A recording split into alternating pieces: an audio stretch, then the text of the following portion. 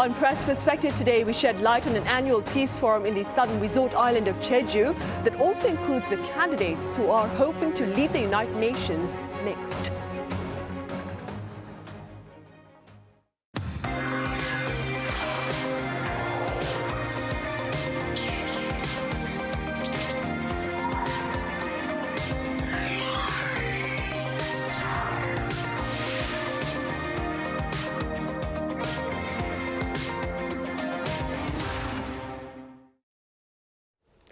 Hello and welcome to Press Perspective for this Thursday, June 25th here in Seoul. I'm Min Sun-hee. Today we shed light on the Jeju Forum for Peace and Prosperity before touching upon South Korea's competitive edge in the global arena and then moving on to its prospects of membership to the G7. For more on this, I have Fabian Kretschmer with German news agency DPA here in the studio. Fabian, welcome back. Always a pleasure to be here.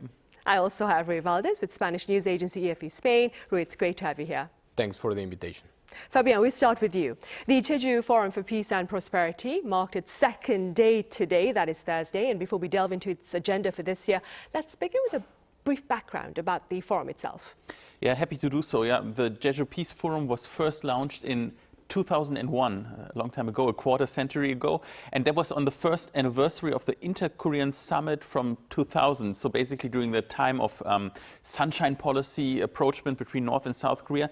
And the Jeju Peace Forum was basically to promote peace and prosperity on the Korean peninsula. At that time it was held by every 2 years, then it moved to be held every year since I think 2012, and it also broadened in terms of scope, became from a Korean forum to a more regional and then global forum. Also the topics that are covered became more widely. I mean, now there's also climate change, technological challenges, you name it, education. So it is really a very important forum where scholars meet, politicians, former politicians, a lot of media personnel, journalists come there, experts, also the civil society. And yeah, this year, for example, the agenda is reinventing cooperation in a fragmented world. And the title already says it. The landscape is changing. We have almost resemblance of the Cold Era block building. We have the Western front and the maybe Chinese front, if you can say it like this. So it becomes more complicated. Also, free trade, the era of free trade is a little bit over. States become more protectionist. I think all this will be addressed during the Jeju Peace Forum. Technological challenges, AI is a big topic. Then, of course, energy transition, a sustainable future, that is a big topic. I can name you some of the speakers, the prominent speakers that are invited. Rafael Grossi from the International Atomic Energy Agency, Michelle Bachelet, the former Chilean president. You have Harry Harris, a former US ambassador to South Korea. Actually, a lot of former head of states who come here. And the achievement of the Jeju Peace Forum is that it's basically the leading event for South Korea. I mean, Switzerland has the Davos World Economic Forum, Germany has the Munich Security Conference, Singapore has the Shangri-La Defense Dialogue, and South Korea has the Jeju Peace Forum. Right, and speaking about the chief of the IAEA, Rafael Grossi, he was actually here for a session that took place on this Thursday that Arirang TV also carried live. This particular session, it received quite a bit of media attention. Do tell us why. Yes, exactly. Also follow Grossi a lot in our work. I guess he has a very busy schedule because he was in Japan yesterday, I think, since 2 days ago, and then I guess he's stopping in Jeju just for the forum, and then he's going back to Japan. This session that he participated in is called Reimagining Multilateralism, and it's a dialogue with the UN Secretary General candidates. Of course, one of the main interests of the session is to see them, their visions on the role of the UN, the, I guess, broadly acknowledged crisis that multilateralism is facing these days, with multiple wars, the main powerful countries bypassing international law, nuclear armament in North Korea, or potential or negotiations about it in the conflict in the Middle East with Iran. So yeah, basically in this session that it was shown, of course, in Arirang, what mostly they focus in was that I was mentioning about in the role of the UN, because they wanted to show what, let's say, what would they do in a way if they get the position of Secretary General in this organization. At the same time, there was some space to talk about nuclear proliferation that Rafael Grossi mentioned about. It was interesting because in the participants, especially the candidates, didn't really touch upon directly into countries. You could tell Grossi in a way avoided to mention Iran by itself. He just mentioned the Middle East problems, but he did said that or pointed out all the concerns related to the potential nuclear armament in certain parts of that region. And also he pointed out about North Korea, telling the audience that, of course, because they're in South Korea, they are quite familiar with all the problems related with Pyongyang and all these ambitions that they have to have a stronger nuclear power. In general, this session, puts Korea again in the center of attention because they managed to gather all these candidates in the same place. As Fabian was saying, former President of Chile, Michelle Bachelet, was part of it remotely, but all the other ones were there. Maria Fernanda Espinosa, former President of the UN General Assembly, former Foreign Minister of Ecuador, Rafael Grossi, as I mentioned, Rebecca Greenspan, which is Secretary General of UN Trade and Development, and Macky Sall, which is the former President of Senegal. So with this, we would say that it was probably one of the most interesting sessions that this forum is having. Right, and that forum took place, of course, on this Thursday afternoon. Fabio, let's now move on to another issue of interest. South Korea, it has been found to rank 21st place in the World Competitiveness Ranking for this year. Could you tell us a bit more about this particular standing and its significance? I think it's quite significant. It's basically the second highest ranking the second highest position that South Korea has achieved in this ranking ever since it was included in this ranking, and that has been the case since, I think, the late 1990s. So only in 2024 has South Korea achieved a slightly higher position with a 20th place. So it's good news. Basically, the ranking found that in terms of infrastructure, and that includes technological infrastructure, there was a big edge up, like a big improvement. Also in terms of I think business efficiency, labor productivity, South Korea developed well. So I think that's an achievement that the government also can be proud of, and also the companies can be proud of. If you look at the first spots, I think number one is Singapore, Hong Kong, Switzerland, and then interestingly Taiwan. Those are the four places. You see that those are rather small countries, and the media here, as well as the governments, have been very fast to point out that if you only include major economies of a certain size and like GDP per capita more than $30,000 and more than 50 million people in terms of population, then South Korea, I think, would rank even on the second place, only after the US. That's quite interesting. But this ranking also pointed out some challenges that are ahead, and non-surprisingly, the demographic change, the aging of society can pose a risk to the growth rates. The energy supply for the semiconductor industry that is very important here in South Korea, that is also a risk factor. We've seen that during the war in Iran. So there are some challenges, but I think South Korea is on a good track, I would say. Right, and staying with this, Ruy, how does South Korea standing compare to that of its other global partners? Yes, Fabian already explained, of course, the background and the position, how South Korea climbed, but one of the most interesting points as well is how South Korea is above major industrial economies such as Germany, United Kingdom, and Japan. As Fabian mentioned, Korea is placed 21st, Germany is on 23rd, United Kingdom 24th, and Japan on the 30th. This is a message that Korea is not longer catching up, and we have seen this in several branches, as you may call it, or for example in the stock market, or different parts of the economy, or types of investment. Now you see South Korea with SK Hynix growing in the semiconductor industry. So yeah, this in a way also has been the kind of change of approach of the current administration of Lee Jae-myung, where they're now seeing that South Korea is already consolidated. It's not about anymore catching up. It's just how it is. Now they have a seat on the table, and this result in the competitive index shows that. There's also something interesting in general for the Asian continent. There was a strong Asian performance, even above South Korea. Singapore is the first place of this ranking. Hong Kong is ranking second. Taiwan comes fourth, and China climbed to the 12th. All these countries are above South Korea, but we can still say that South Korea seems to be catching up to this area. Fabian already mentioned why South Korea did this. Business efficiency and infrastructure seem to be two elements that were part of this successful result. And the weak spots, demographic, but also they say economic performance and government efficiency could have room for improvement.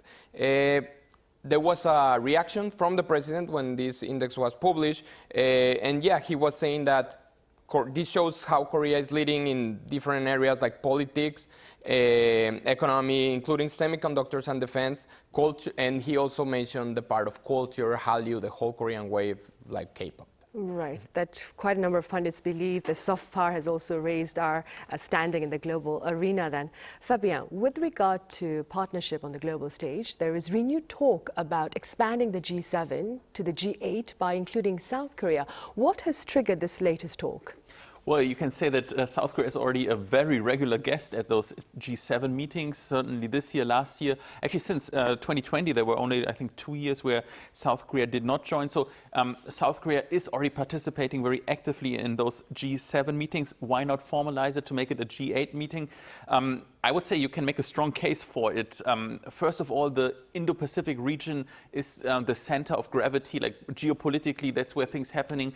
Economically, it's, I would argue, the most dynamic region, and South Korea is in the middle of it and is driving those developments as well.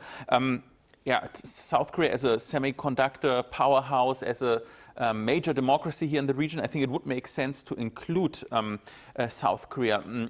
Why could you be cautious about it? I think joining G7 meetings comes with maybe some risks, or risk is too strong of a word, but there will be also a discussion of other states who want to join as well. I mean, Australia is having strong interest in that. India also voiced some interest to join the meetings as an official member. So if you start to include more members, I think there could be a discussion. And I think the South Korean government has been rather cautious in letting the G7 members actively invite South Korea instead of like demanding it or being too outspoken about it. But yeah, South Korea as a cultural powerhouse, as an economic powerhouse, I think it would be also making sense to be more active in the diplomatic stage. Right, and staying with this, Ruy, during Mr. Trump's first term at the top office, he actually suggested including South Korea as well as countries like India and Australia to the G7. What was the response to that suggestion back then? Well, back then we were living in a slightly different geopolitical situation. Another country that Trump suggested to be included was Russia. And that is one of the main reasons that proposal kind of lost strength. Probably many pundits says that if he wouldn't have included Russia back then, maybe more serious discussions would have been taken into. But yeah, so one of those obstacles is Russia at the time. The international community still, well, now it's getting over with the war against Ukraine, but also at the time there was this how do you say, like controversial way of seeing the annexation of Crimea in 2014. So yeah, Russia has always been uncomfortable for the members of that group. There was also a big element in terms of the relations between Japan, who is a member of the G7, and South Korea. Back in the day, Prime Minister was Shinzo Abe in Japan. The president of that time was Moon Jae-in, and the relationship between those two countries were not great. As opposed to now, we could say it, even though current President Lee Jae-myung is from the same party as Moon Jae-in, we have seen careful attempts to improve the relationship with Japan. So probably, taking into account the elements that Fabian was saying before, probably that specific part has really changed, and maybe there's more potential to give that proposal again and now say, okay, try to convince Japan to not oppose. What I'm saying about this opposition, because it was reported but many Yonhap News did quoted our official on the presidential office back then saying or kind of acknowledging that Japan was a big obstacle to take South Korea as a member. But well, as I say, that changed. Other element why that proposal kind of lost strength was it was a time of COVID, and the U.S. presidential elections were very near, so they were seeing were very unstable times, and the focus on each country was very different as it is now.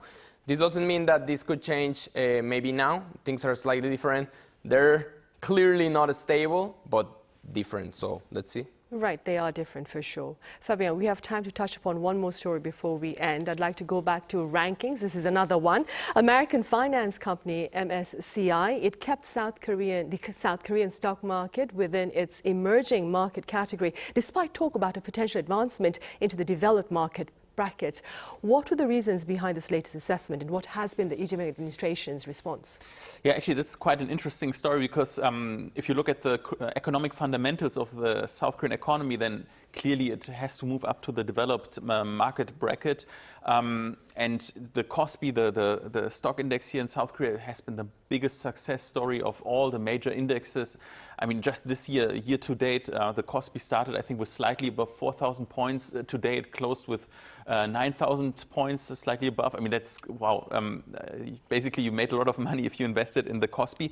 And if the Korean stock market would have been moved to the developed market bracket, then of course this would psychologically extend the bull run. It would attract much more foreign investment. Why has that not happened yet? Well, MSCI said that they see a lot of achievements in terms of reform, but I put it in simple words, the financial system is not as open yet as it should be. For example, for foreign investors, if they want to invest in Korean stocks, there are still regulatory hurdles. If you want to trade the Korean won, the currency outside of the country, there are still some barriers. And I think MSCI is a little bit cautious yet. They see the reforms happening, but they want to see them unfold and then wait first. And I think the South Korean government has been reacting rather modest and humble and say, yeah, we will do our best to improve and extend our reforms, and then hope that rather sooner than later, we get included in the upper bracket of market. And I'm sure this will probably happen. Right, indeed. Ruy, as Fabian mentioned, the benchmark South Korean KOSPI, it regained the 9,000 mark on this Thursday, but it ended slightly low, I believe, at 8,930. Do tell us more about how it's been faring since its plunge of about 10% on Tuesday, was it? Mm-hmm. Yes, exactly. So let's start on Tuesday. On Tuesday, the alarm set up. They say, well, it is reported that KOSPI loses almost practically 10%. This, of course, triggered some concerns about some bubble in the AI sector, as these fears can kind of come and go after the cycle on semiconductors and everything related to this industry. That time, the U.S. stock market also was down, so there was a connection made between those two phenomenons. And the Korea Exchange, the operator of the stock market, activated a 20-minute circuit breaker after the KOSPI dropped more than 8%. This is not usual. This is the fourth circuit breaker this year, but it's the 10th in the history made in the stock market. Why is this important? 4 only this year means that, yes, KOSPI, not a doubt, has been so successful, like Fabian was saying, but still volatile.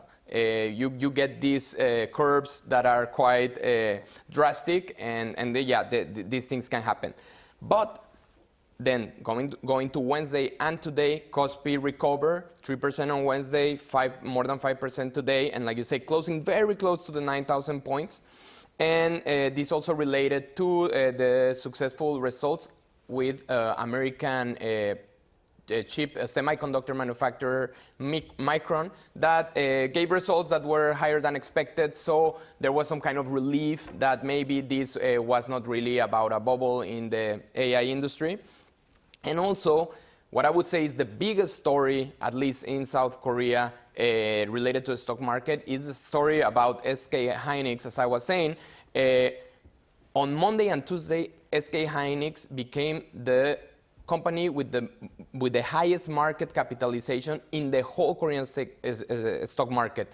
Samsung was having that top spot for 26 years. Of course, Samsung say that if you take into account preferred stocks, additional stocks that they have other conditions, this would not happen. But still, the phenomenon happened like that, and with the records, yeah, this hasn't happened in 26 years, which is a very strong signal that there's like a really strong competitor to Samsung Electronics, and not a bad signal for the economy. Both companies in general are giving positive results, but now instead of just having one, we have two, and it's going to be very interesting to see if this bet on AI chips, HBM memories that SK Hynix has betted and succeeded, how long it will last, how Samsung will catch up, or, well, sorry to say it like that, Samsung already catch up. They're fighting almost very tightly in that market capitalization numbers, but how this race will happen, it has become, at least for us, the most interesting part right now in the Kospi. Right, for sure. It's an exciting race to keep our eyes on. All right, Ruy, I'm afraid that's all the time we have. Thank you so much for your time and your thoughts. Thank you. Fabian, thank you very much for your insights. On that note, we end Thursday's edition of Press Perspective. Thank you for watching. Be sure to join us again same time tomorrow.